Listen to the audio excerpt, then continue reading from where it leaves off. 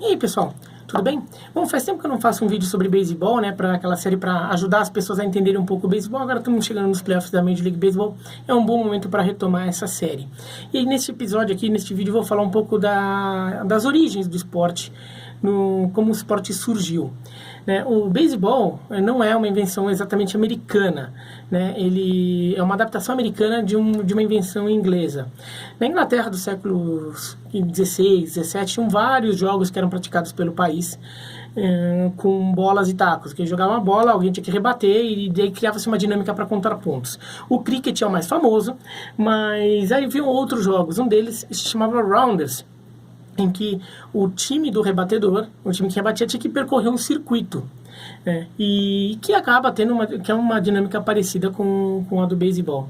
Esse jogo chegou aos Estados Unidos ainda na época colonial dos Estados Unidos, e como o cricket chegou, né, como o futebol, né, os esportes ingleses chegaram nos Estados Unidos, eram praticados ali, e os americanos, alguns desses esportes eles foram adaptando, né, eles adaptaram o rugby para futebol americano, já fiz um vídeo sobre isso, e o cricket permaneceu existindo, mas o Rounders foi sofrendo diferenças, né?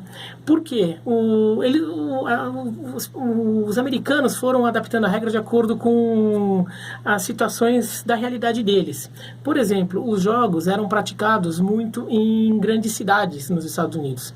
Não era praticado tanto no interior. Então havia limitação de espaço. Então por isso, por exemplo, foi criado no beisebol que só se pode rebater para frente, não pode rebater para os lados ou para trás, né? Que é a delimitação do diamante. Você não pode rebater, o campo fica reduzido. Ou seja, você pode colocar o rebatedor e o arremessador num canto do campo e fazer a dinâmica ali, e o resto do campo passa a ser a área em que a bola é rebatida. É diferente do cricket, que o campo é redondo e a ação passa no meio do campo, né? Isso exige um espaço muito maior. Então teve essa adaptação. E com o tempo o jogo foi mudando, até porque não existia uma preocupação de fazer um esporte, uma modalidade esportiva que fosse uma atividade realizada no mundo inteiro. Era um jogo praticado entre amigos.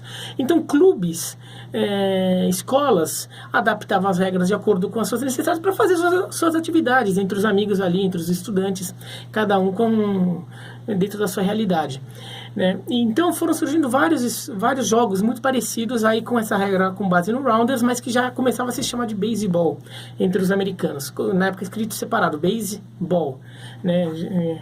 Já escrito separado. A partir daí as regras foram se adaptando de acordo com a evolução do esporte e a percepção de que certas coisas eram bons que se mudassem, porque não estavam permitindo aí que o jogo ficasse tão dinâmico quanto era no começo.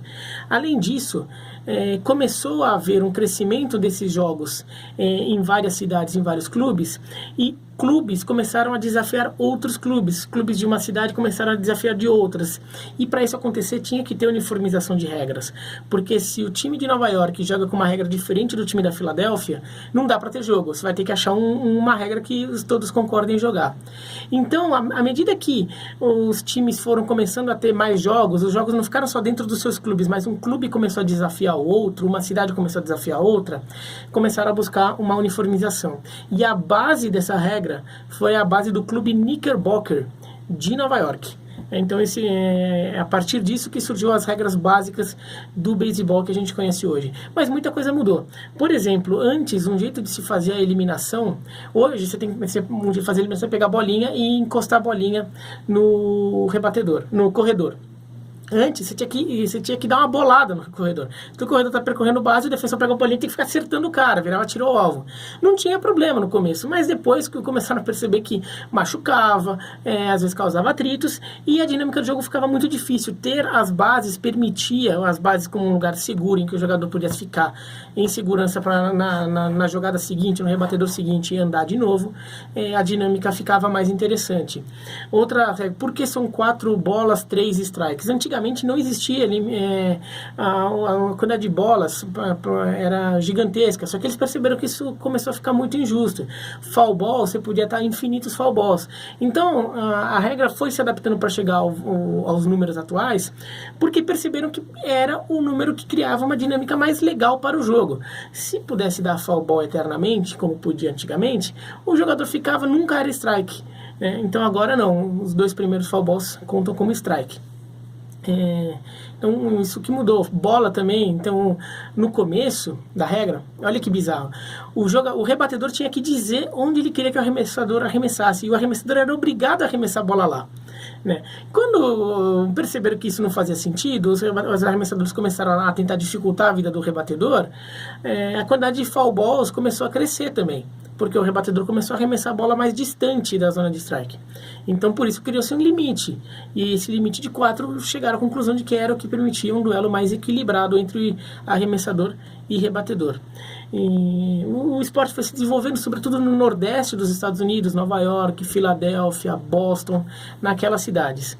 Ele se tornou um esporte nacional e foi o primeiro esporte coletivo de impacto nacional nos Estados Unidos, durante a Guerra Civil Americana, porque soldados do Norte entraram em confronto com soldados do Sul, o Norte contra o Sul, os confederados contra a União, e à medida que o Norte foi ganhando terreno, os soldados do Norte eles jogavam beisebol nas suas horas de lazer, e começaram a ensinar o jogo para o pessoal do Sul, tanto os soldados capturados do Sul, quanto as populações do Sul que em territórios que o Norte começou a ter o controle.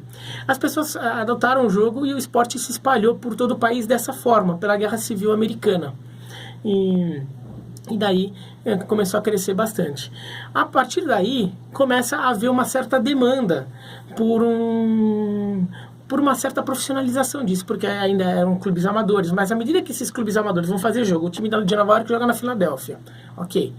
Agora, quando começaram a quererem fazer jogos em distâncias maiores, em que talvez não fosse possível numa viagem rápida de trem, de ida e volta, e que talvez os jogadores já não tivessem tanto dinheiro para bancar essa própria viagem como um jogo de lazer, começa a haver uma necessidade de profissionalização. E daí surge o primeiro time profissional, que é o Cincinnati Red Stockings. É um time que os jogadores recebiam, eles eram salariados, então o time era muito bom para os padrões da época, ficou 1 ano invicto. E como eles viviam? Eles viviam de fazer apresentações mediante cachê. Então times de outras cidades dos Estados Unidos queriam desafiar esse time de Cincinnati, que era tido como o melhor time do país. Então eles desafiavam e falavam, vem aqui jogar com a gente e a gente vai pagar.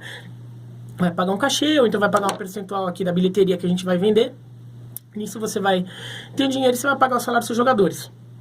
O time ficava excursionando e é assim que o time se sustentava. Só que depois de um ano esse time faliu, fechou as portas e muitos jogadores do Cincinnati Red Stockings foram para Boston, onde foi criado um novo time profissional, o Boston Red Stockings, que atualmente é o Atlanta Braves, tá? Não é o Boston Red Sox, é o Atlanta Braves, que é o time profissional mais antigo dos Estados Unidos, junto com o Chicago Cubs. Os dois foram fundados na década de 1870. 1870 o Brasil ainda era governado pelo Dom Pedro II e tinha escravidão, tá? E já existia o Boston Red Stockings, que virou o Atlanta Braves hoje, e o Chicago White Stockings, que é o atual Chicago Cubs, não é o Chicago White Sox. Então, sobre os nomes de times, eu já fiz um vídeo explicando o nome dos times da Major League Baseball. Eu expliquei porque o Boston Red Sox e o Chicago White Sox pegaram o nome de outros times da cidade. Então, foi assim que surgiu os times profissionais, e daí perceberam que esse modelo de ficar só excursionando não era sustentável, decidiram montar uma liga. Daí foi montada uma liga em que tinha o Boston Red Stockings, né, e o Chicago White Stockings, mas vários outros times ali. Só que esses outros times, quando eles percebiam que eles estavam fora da disputa e não tinham mais oportunidade de ganhar o campeonato, eles abandonavam a liga, e isso acabava trazendo prejuízos para quem ficava. Por isso, esses dois times, o Chicago e o Boston, ajudam a liderar a formação de uma nova liga, a Liga Nacional. que é a Liga Nacional que existe até hoje. Tentaram criar ligas concorrentes a ela, até que nenhuma deu certo, até que em 1902 foi criada a Western League.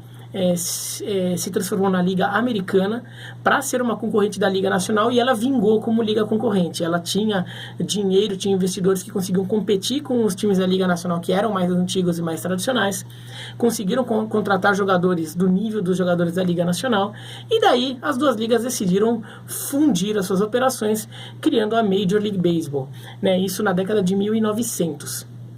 Foi assim então que o beisebol surgiu, foi assim que a Major League Baseball surgiu. Tá? Então, espero que tenham gostado desse vídeo aqui explicando a história dos esportes. Se você acha que parece com o taco não é tão fora de questão, é que o taco é a brasileiração do cricket. E o cricket é um esporte tio do beisebol, né? Então tem um grau de parentesco ali entre o taco e o beisebol. Tá bom? Mas é isso, então se gostaram do vídeo, dá um joinha, se não gostaram, se inscreva no canal, clica no sininho, vejam os outros vídeos aqui da playlist para entender o beisebol. Aí se vocês querem acompanhar, tirar algumas dúvidas de beisebol, vou gravar alguns outros ainda ao longo dos próximos dias, tá bom? Com outras histórias ali, coisas que ficaram faltando ali na playlist, tá bom? Vou deixar aqui do lado, tá? Vai aparecer um quadradinho aqui com esse vídeo. Mas é isso então, espero que tenham gostado, um abraço e até mais.